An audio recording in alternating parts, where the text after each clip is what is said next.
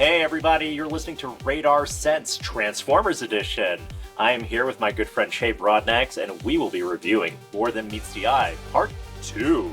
Hey Che, how's it going, man? How are ya? I'm doing great. Thanks for having me here. I am ready to rewind and roll out. Yes. Man, so how's your day going? How are you feeling? This is my second video chat of the day, so I've been sitting in front of some computers for a hot minute, and I have another one right after this, so it's that kind of day. It is. Well, I'm glad that you got to fit this in today, you know? It's interesting how our reality is so different than what work was portrayed like in the 1980s in cartoons, right? Yeah, according to Transformers, I assumed I would work on an oil rig, or possibly as a miner in the ruby crystal mines of Burma. Oh my god.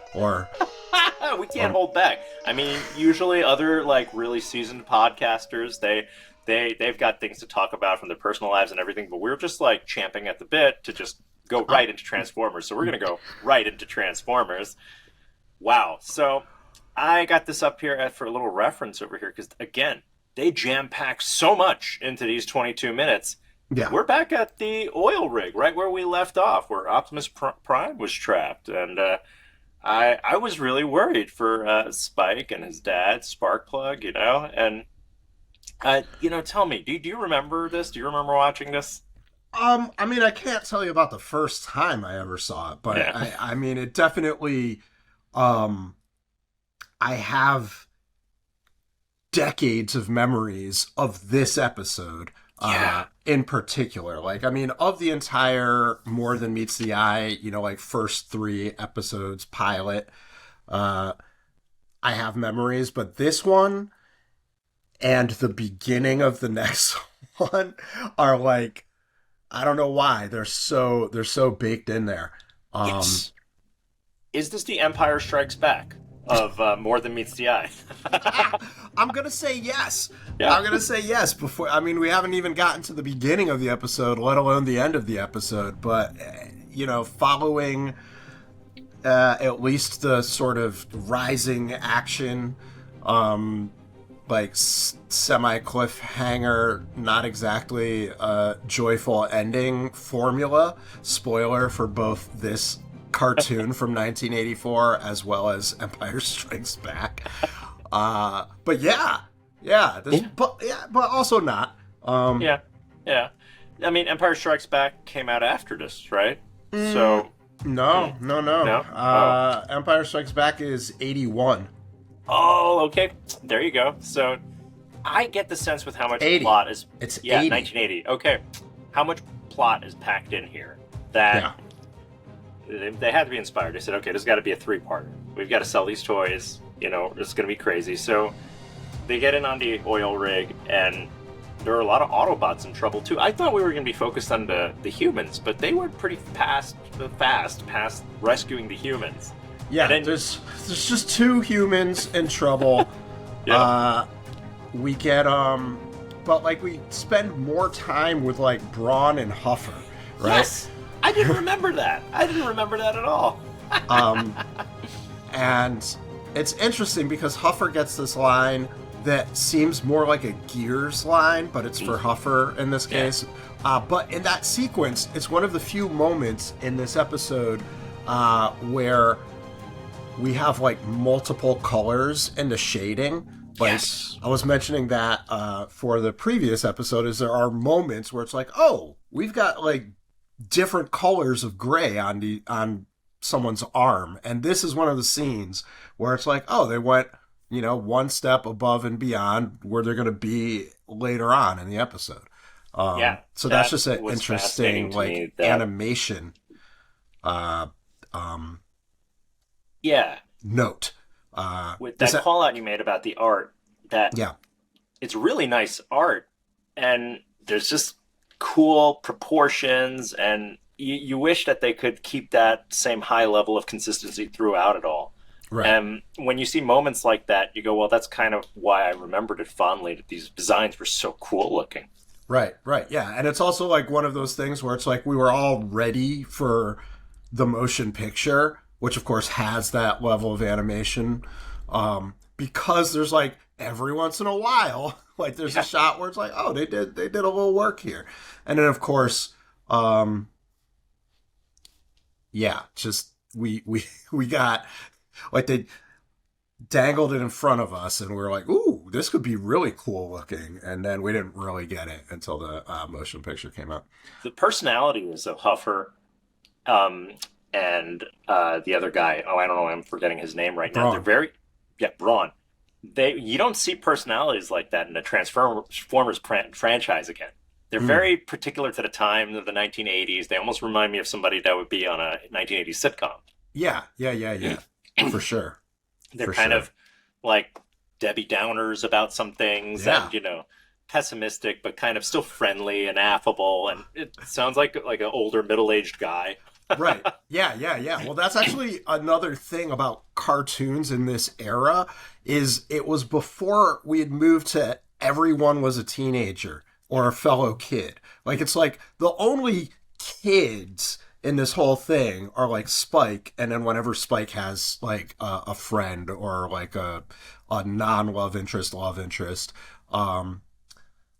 then like Bumblebee, basically. Yeah. Does Spike sound like, what is his vernacular? He says far out. That's hot, and he has these interesting. Yeah. And also, slangs. It's like he's clearly coded as like teenager. But he does work on an oil rig with his dad. Yeah. There's no child safety laws back then. None. Yeah, I tried to break this down to an Act 1, Act 2, Act 3 again. And I think the oil rig is Act 1. We don't get that much fighting with the Decepticons on the oil rig. They just kind of got out of there.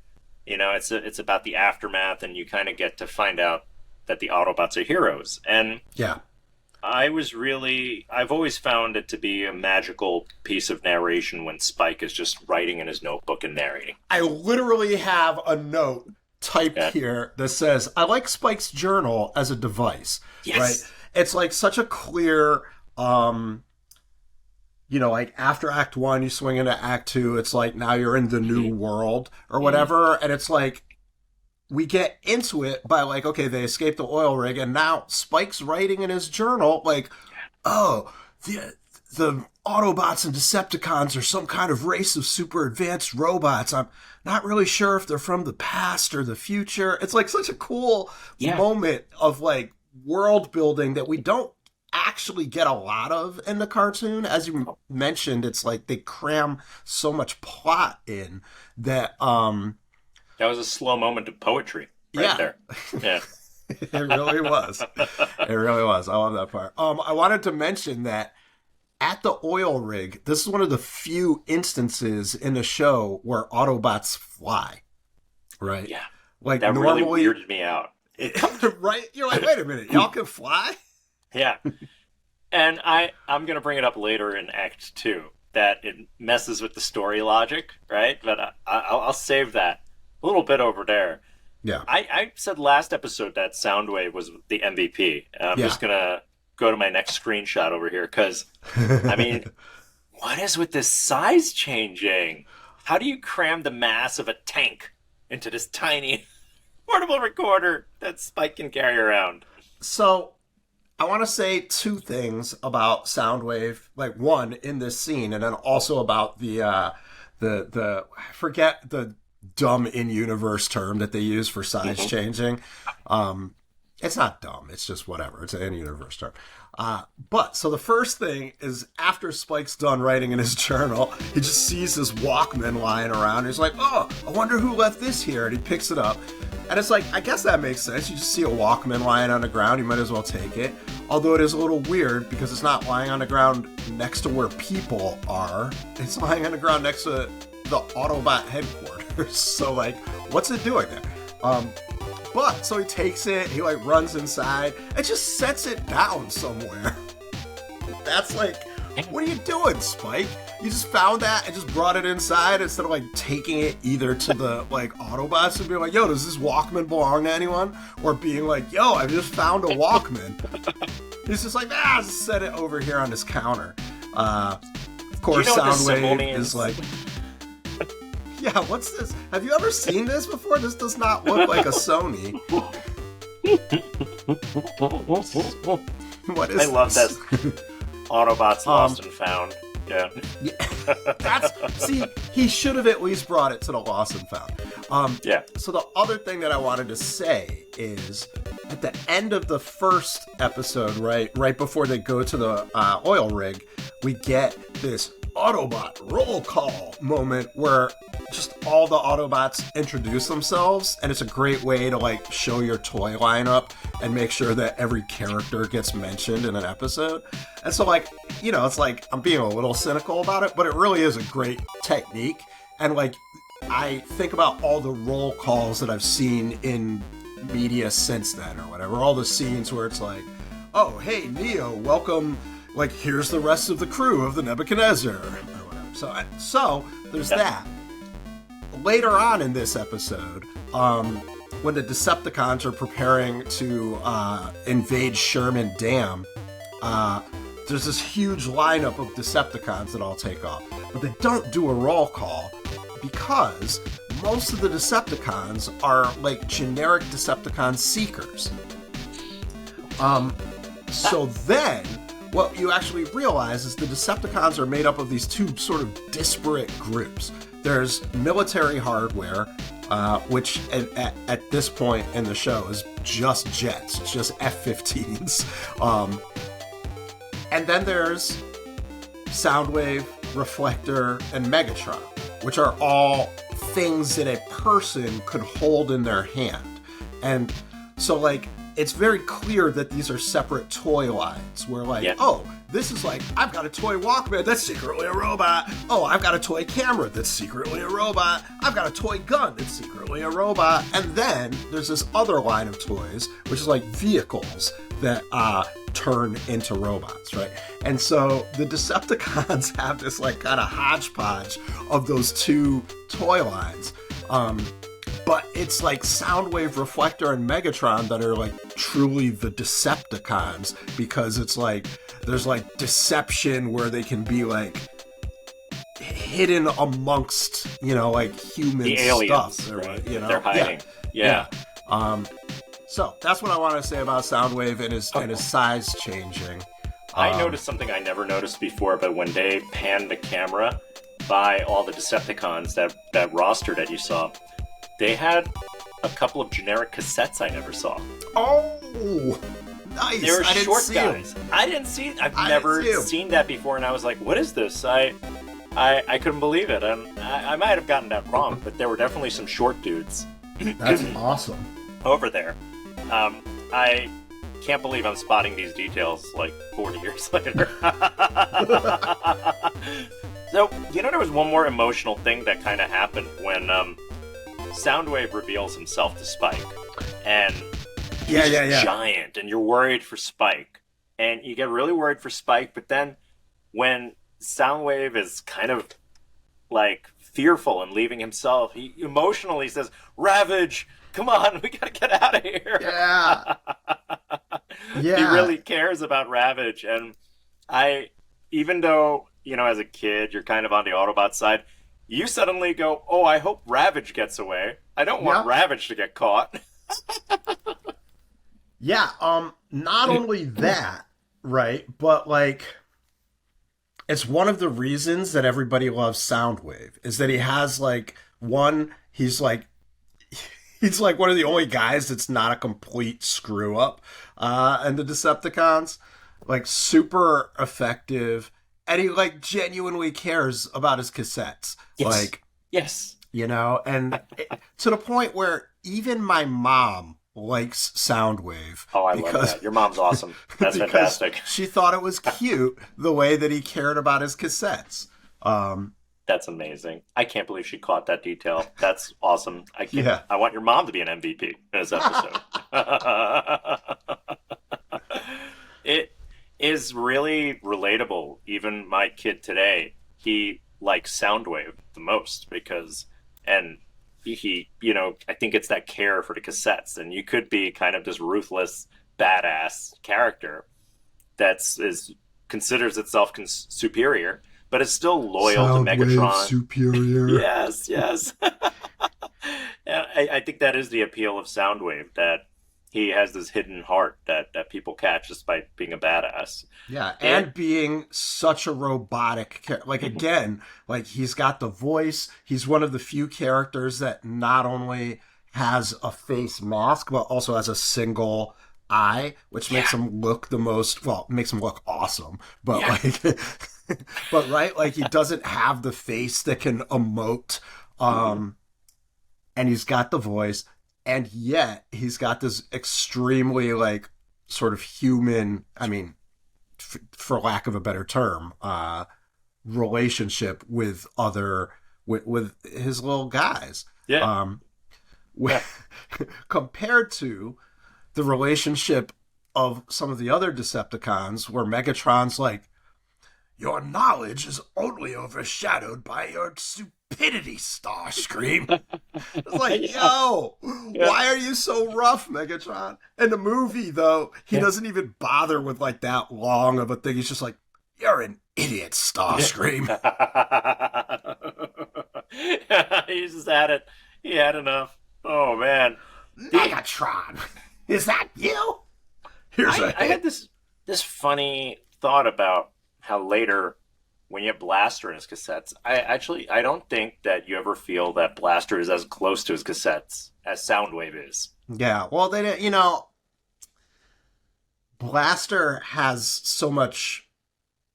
One, they didn't feature his cassettes very much on the show, and I remember seeing the cassettes, was like, oh, one of his cassettes is out for a change. Like, what? Steel Trap Jaw or whatever, Steel Jaw, like Lion Face. I don't even remember. Like, he has Eject and Rewind, which are like, okay, those are the names of things that a cassette can do, but like, they don't have personality. They don't really have, it's no Rumble, who's like a little street tough. Yeah. It's interesting that, there's no distinction in personality between Rewind and Eject. I think that Frenzy and Rumble, and it's nuts to me that the paint job thing. They are reversed paint jobs. Ferber. The you toys. Know what that is? I don't. Tell me. Educate me. So Ferber is Frenzy is red. Oh wait, no, it's Fur Rib or something. It's like Frenzy is red, Rumble is blue, or Rumble is red, Frenzy is blue. Like those are. There's like two schools of thought. Yeah. And as a kid, it was deeply like, it was like irritating almost. Yeah. It got under my skin that they had reversed the colors, even though there's not one single reason for that to bother me. To me, Rumble's got to be blue because he's blue in the cartoon. So even if they mislabeled the toy, I don't care. He's still Rumble because the toy doesn't carry the story. Yeah. And it's interesting to me that Rumble is the guy who shows up because he's got the cool moves, and he's the one who mouths off at people even though he's little, right? Yeah. He's such a good character. Yeah, he's great. So nobody's talking about what Frenzy does. He's not really. He's just kind of there as backup to Rumble, I think. Yeah. There's not enough room in the story for Frenzy to develop his own personality. And the same with Buzzsaw, who shows up I don't know, twice in the whole show or whatever. Oh yeah. Even though he comes with Soundwave, everyone. This is what you have to understand. If you're buying a Soundwave toy in the 80s, he comes with Buzzsaw. Yes. I think we could speak about cassettes for an entire episode. And I go, okay, we got to talk about Sherman Dam. Okay, yeah. This sequence is like sort of the sequence I think of when I think of this whole first 3 episodes. Yeah. It's got one of the most classic Prime versus Megatron showdowns with great Just like, you're old, Megatron. Yesterday's model, ready for the scrap heap. We'll see who's ready for the scrap heap prime. Junk. That's what you are. Junk. Amazing. It's great. That's a great moment. It's where they, for some reason, have lightsaber, battle axe, and morning stars, which is cool. Amazing. We Also, never get to see those again. We never get to see them. Yeah. You know, it's like we see them in video games, we see them in special edition toys, but like this is where they come out. Even in the movie, like Megatron for some reason has straight up a sword instead of, it's like, yo man, where's your morning star? And the axe. Yeah. It's got this other whole thing where Hound goes underwater, where Rumble is like creating a tidal wave by creating an earthquake, which is super cool. Like as a kid, you're like, oh snap, earthquakes create tidal waves. Yeah. Oh, like then that is going to break dams. I'm learning a whole lot about like natural disasters and energy production. But I always loved that sequence, and I always was like, every time Rumble comes out of the water and Spike's like, hey, and Rumble's just like, like knocks him across. I'm always like, how does Spike survive? Yeah. It had to be like getting hit with a pile driver or something. Yeah. Yeah, it really did. It just, I'm always surprised about that. There's so much going on there. There's so much. It was hard to keep track of. Okay, so the thing we remember is Optimus Prime and Megatron fighting, but at the same time, the Autobots are trying to save the city that's over there. And I was struck with how I didn't really remember Ironhide driving with Bumblebee in the back, the gunner. Yeah. Like I said, shooting. This whole sequence is like seared into my memory. I always loved the overhead shot of Ironhide, this like torrent of water coming down at them, right? It's an overhead shot where Ironhide is driving from the top of the screen to the bottom of the screen, and at the top is all the water. And Bumblebee's in the back with this gun just shooting the ground and creating these trenches for the water to go into. And there's something so cool about the way he's like off to the side. I love that sequence. Is this a funny question that if Bumblebee weren't around, would Ironhide be able to shoot his own little gun in the back? You would assume he could. Or was that too much for him to compute? It was kind of like it's just like a processor situation. I don't know. I guess it's just AI isn't as good as another person who is also AI. I don't know. There is so much good stuff going on here. Yeah. My slideshow is out of sequence. I don't think I'm not gonna do the slideshow in future episodes because it kind of like brings my head out of it. It's better like when we just a sort of reminisce. But that's kind of what you find out when you're a new podcaster. You see what what works for me. But I did remember that, speaking of scale with the mass warping and stuff like that. Yeah. You get Hound giving like CPR like that, to Spike, and I go, God, that must be like if you put like the weight of any part of my car on my back, it would just destroy you. He's got to be. Easy, Spike. You almost flooded your engine. That's Hound's line. I love it. I love it. It was a really good line. And suddenly he was almost human size. He was almost human size there. Yeah. I gotta point out that if you were watching just this episode, I know that Bumblebee and Spike go on to be a real great friendship, but you think it might happen with Hound and Spike in this episode? Yeah. Yeah, for sure. For sure. He had a lot of Bumblebee energy in this episode. Yeah. And, in the previous episode, they sort of introduced that, like, he's interested in this new world. There's this kind of, there's this thing that plays out in these first 3 episodes that doesn't really stick around for most of the show, but where some of the Autobots are just like, we gotta go home, man. And some of the Autobots are like, this is cool, right? Like, it's like Jazz is like, wow, there's got all this culture here. Hound is like, they've got all this nature here. Yeah. Optimus Prime is like, freedom is the right of all sentient beings. And it's like, but Mirage does in this episode is like, maybe we should go back. And Huffer's like, yeah, we can't. And there's this whole moment. Yeah, we're not soldiers like they are. We can't fight like they do. And this is that moment where it's like, oh, that's right. The Decepticons are a bunch of military hardware, and the Autobots are just like some random cars.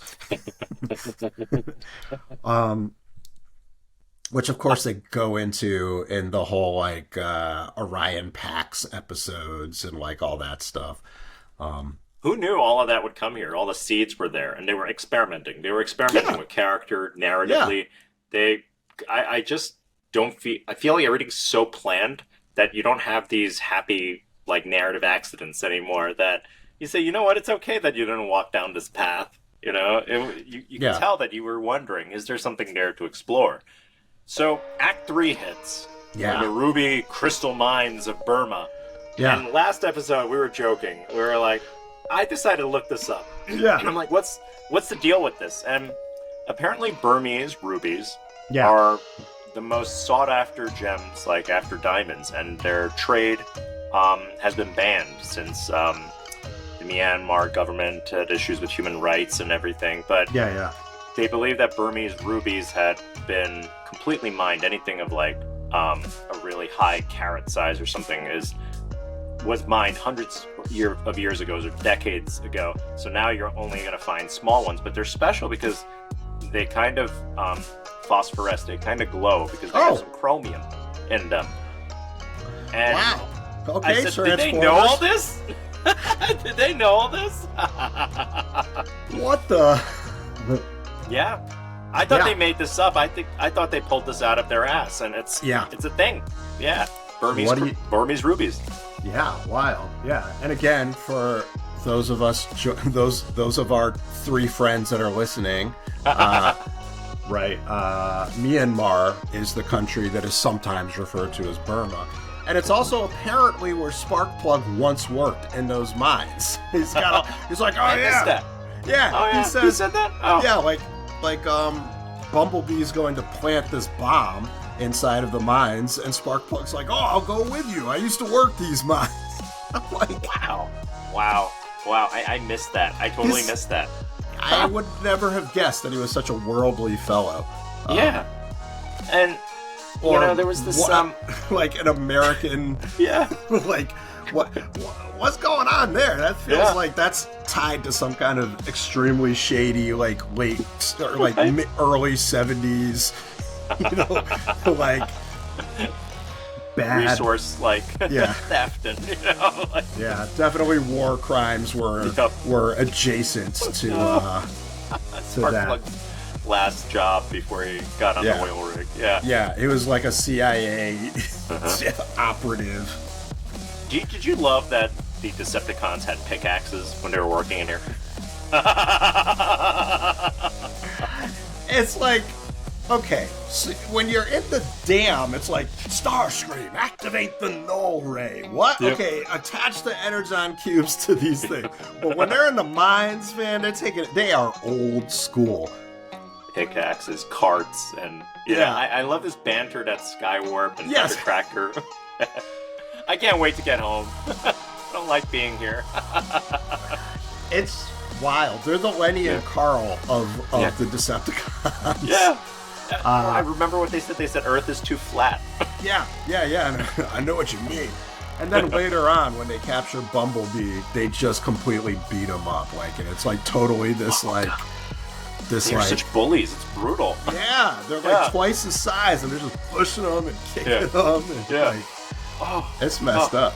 Yeah, that just portrayed so much. So this sequence, I mean, this, like you said in the beginning of our podcast, it stayed with me forever.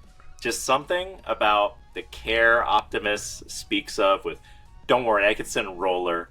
And Roller, just this tiny little, like, almost like drone part of it comes out. And you wonder, is it a separate intelligence? Or is it part of his intelligence? Yeah, exactly. And so I was a lucky kid that had Optimus Prime. Yes. And so I was also a a geek about it, and like always is like, Roller, how come we never see Roller except for in the first couple of episodes? It's like, well, okay, because they're trying to sell the toys, and that's what they had, and they're just like, I don't know, let's use this, let's use that. But like, I also always wondered, is Roller part of Optimus Prime, or is Roller separate? I think it's been explored in the comic books a little. People were fascinated by that, and it was like, when we say this is The Empire Strikes Back, there's nothing quite like seeing that entire tractor trailer rolling down the hill, just careening towards death. And I was so worried when I was a kid. Oh yeah. I was like, oh no, Prime! Prime! That was a heck of an episode. Episode 2. They went to 3 different places, mining, oil rig, and the dam. And a lot happened again. A lot happened. Yeah. Definitely. I joked about it last episode where we've been speaking for about 31 minutes, and the episode is only 22 minutes long. We just... we had so much to analyze there. Yeah. I have several points that I forgot to bring up. Do it. In this episode, Jazz uses his grappling hook several times. It's not something that was in the toy. They just made it up for this episode and decided to use it more than once in the episode.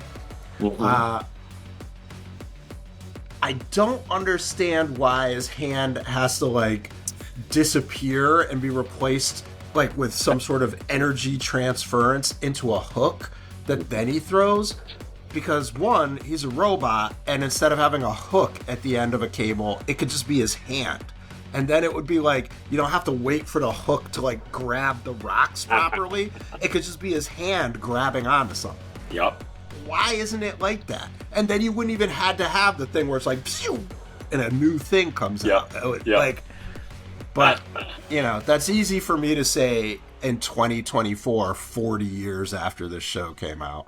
I'm sure they're just like, I don't know, put a thing in there. We got to do something. Wouldn't it make more sense if Trailbreaker had like a winch and a pulley? No, we got to have Jazz do something because we got Scatman Crothers here. Like he's a treasure. He's a treasure. He's a national treasure. He's also the voice of like 1,000 other cartoons at that point. Like, give him the grappling hook. Everybody's got a superpower. Yes. That is fascinating that they never visited past Generation 1. And this idea kind of, I felt, made all the Generation 1 characters a little special, even if some of them don't make it that long, to give them a little superpower each. Yeah. For sure. And that was also one of the things, like, on G.I. Joe, right? Like, it was like every character had a specific, like, shtick. And that goes, it's like not just a character trait or a personality trait they would have. Like, and I'm the sailor guy, and I'm the flamethrower guy, and I'm the doctor guy. And it's like on Transformers, they're like, okay, well, they're cars. What else are we going to do? We're going to give them each like a shtick. We're going to give them a superpower. You've got this thing. You've got that thing.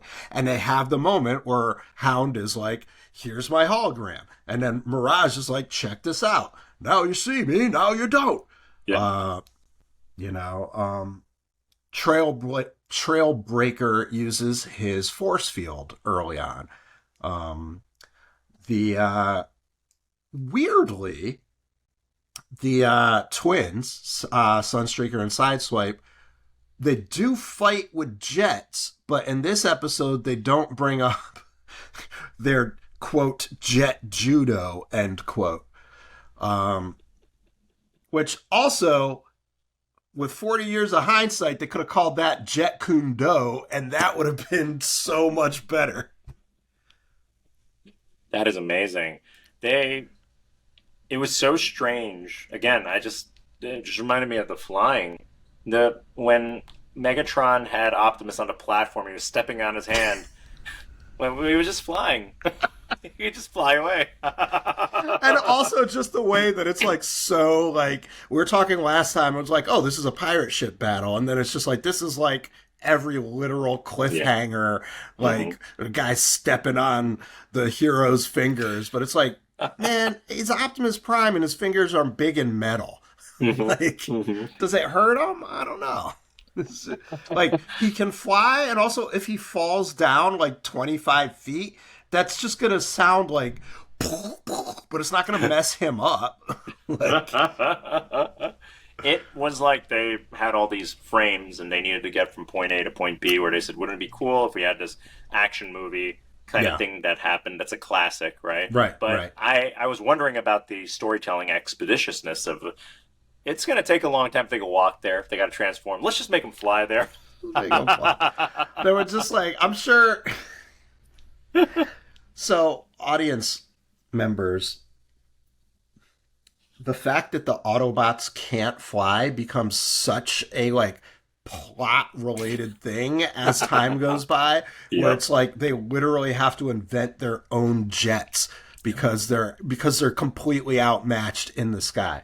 And then it's like, before that, it's like Omega Supreme is like, we've got this one guy that's a rocket and also a tank and also a base. That's how we can fly. Otherwise, we're out of luck. This was so much more analysis than I expected. And there's so many things that were, like became, like starting points for stuff. Yeah. We are at our MVP section right now. Oh, boy. All right, let's change things up. Decepticon MVP. Who was it? Well, we can't just say Soundwave every week. Right? I mean, we could if we wanted to. We're in charge. But I'm going to say Ravage. Just because we got to see some Ravage, and then he got caught. Yeah. And poor boy. It's like,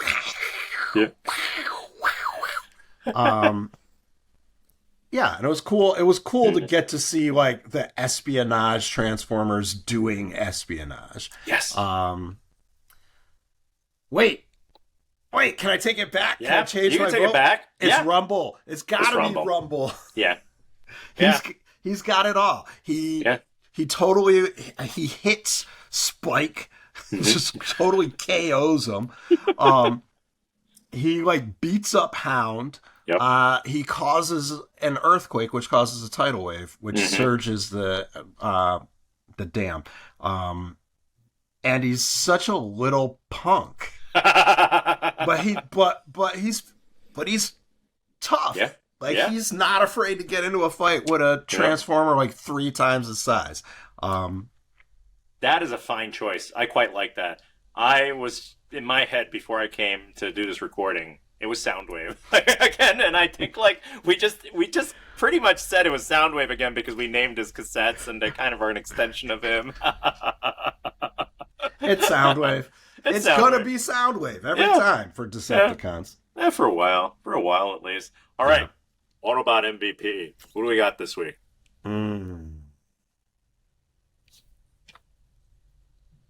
I can give you one if you're thinking about it. Yeah. Let's hear yours. I think for me, the heart of the episode was kind of about Hound. Yeah. I was thinking Hound. I of course want to throw a bone to Jazz, much as he threw a grappling hook to everyone multiple times in the episode. But I think you're right. Like Hound is definitely he's like the heart of this particular episode. I mean, this is not. It doesn't have a whole lot of heart. It's a 22-minute, toy commercial. But like that's where it's like each episode you sort of start seeing like who are we focusing on and like where's the drama, and because both the friendship aspect plays with Hound, and then like there's like the actual drama of him versus Rumble, so I'm into it. Yeah, because I think they don't ever give Hound this deep of a characterization because they're on to moving to selling other toys later. Yep. So if he ever had a chance to be an MVP, it's in this episode. So let's give it to Hound. Let's give it to Hound. Yeah, he deserves it. There's entire episodes that are like jazz-centric, so we'll worry about that later. Well, that's More Than Meets the Eye, Part 2. This was so much fun. Again, Che, I love this. This is like cool to go back down memory lane and check this out and just enjoy this nostalgia that lives on decades later. Yes, indeed. Che, thanks so much for being on this episode of Rewind and Roll Out, produced by Radar Sense once again. Yes! Ooh, I like that shirt. Me too. I got an Optimus Prime shirt this time. Yep. Yeah. That's the one. I mean, I guess it would be nice if you had a Hound shirt I don't have one. Or a Rumble shirt. Well, we gotta look those up. Maybe we'll make them and put them on I was gonna make my own shirts that were just like the cassette holes and then the little like square box, and I was gonna make like a blue-purple one and then a red-black one. Well, I am gonna say thanks to our audience, our pals who are tuning in right now. We'll be back next week with More Than Meets the Eye Part 3. All right, take care, everybody. Bye.